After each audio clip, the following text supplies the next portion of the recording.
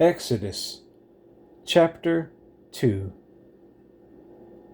And a man of the house of Levi went and took as wife a daughter of Levi. So the woman conceived and bore a son.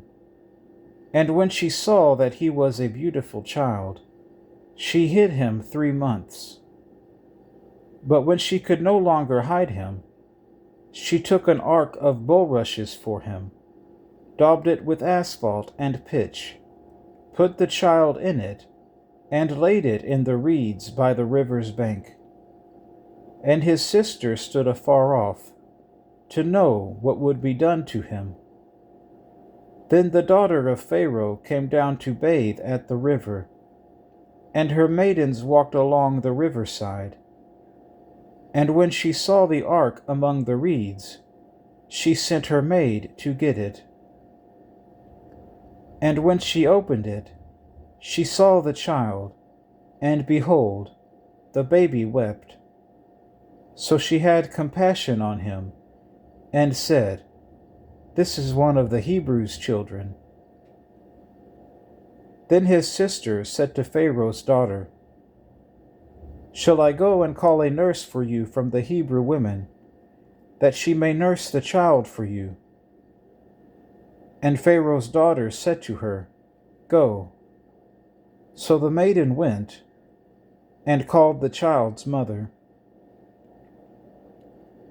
Then Pharaoh's daughter said to her, "Take this child away, and nurse him for me, and I will give you your wages." So the woman took the child and nursed him. And the child grew, and she brought him to Pharaoh's daughter, and he became her son. So she called his name Moses, saying, "Because I drew him out of the water." Now it came to pass in those days, when Moses was grown, that he went out to his brethren and looked at their burdens.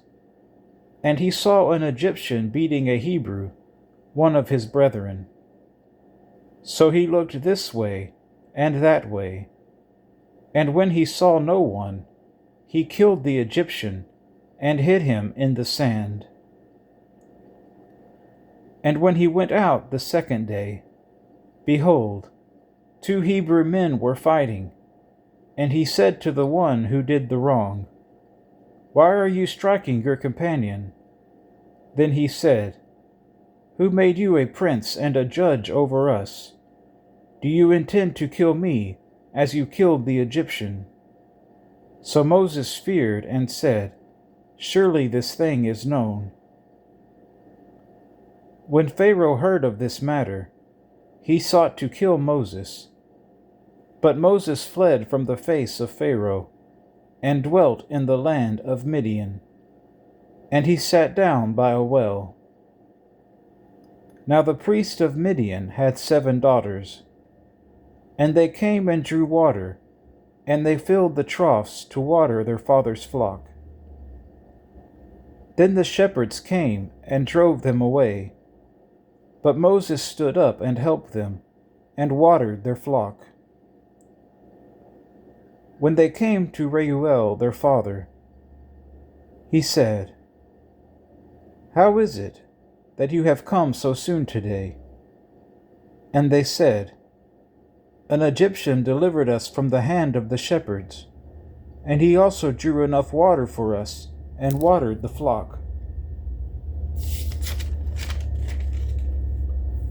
So he said to his daughters, "And where is he?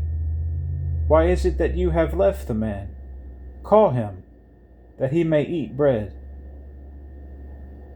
Then Moses was content to live with the man, and he gave Zipporah his daughter to Moses.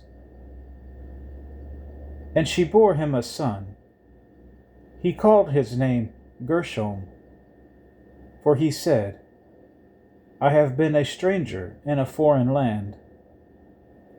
Now it happened, in the process of time, that the king of Egypt died. Then the children of Israel groaned because of the bondage. And they cried out, and their cry came up to God because of the bondage. So God heard their groaning, and God remembered his covenant with Abraham, with Isaac, and with Jacob. And God looked upon the children of Israel, and God acknowledged them,